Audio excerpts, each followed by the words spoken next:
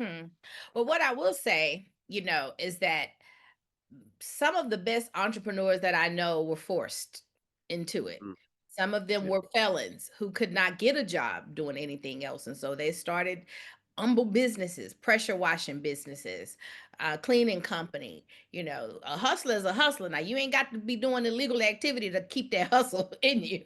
If it's in you, it's in you. Oh, Right? there you go. Use that. And so, like they talked about 300,000 something on black women losing their jobs, but I don't see black women hurting. We have always figured it out.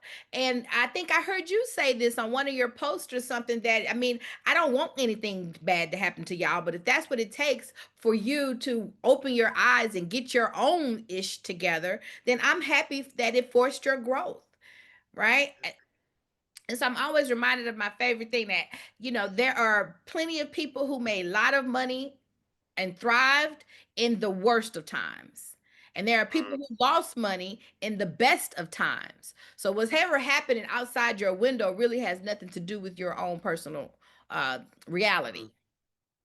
mm. I really love that. Yeah. I was reminding myself this morning about how your greatest growth, your greatest success lies right outside of your comfort zone.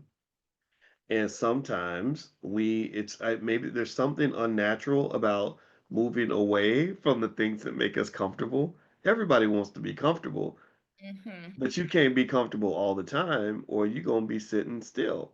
You got to learn how to get comfortable somewhere new. And so I agree with you 100%. And I think circling back I guess on brothers and sisters that go to prison, I kind of, again, because I'm more of a realist, cynic, whatever you want to call it.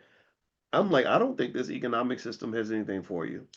I think the best skill you could pick up is entrepreneurship at a very high level. Like, become obsessed with it.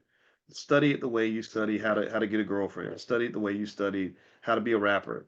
Study the way you study how to play basketball. Right? Just learn every little move possible. And that, to me, I think, opens up your possibility set. And here's the thing, here's the unfortunate truth about being black is most of us, I want everybody in the chat, let me know if you ever seen those studies where they say that a white man with a criminal record has a greater likelihood of getting a job than a black person with no criminal record or a black person with a college degree.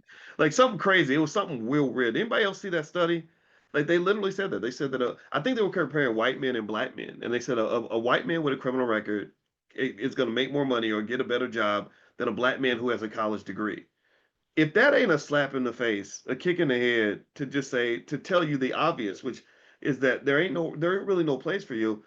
The sooner you understand that, the more powerful you can become. Mary. I have a question for you. Let's flip it.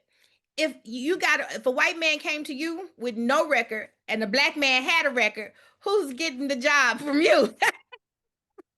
Well, sometimes it might be neither one. It depends. I've worked with people with records, and I'm gonna tell you, I ain't gonna lie.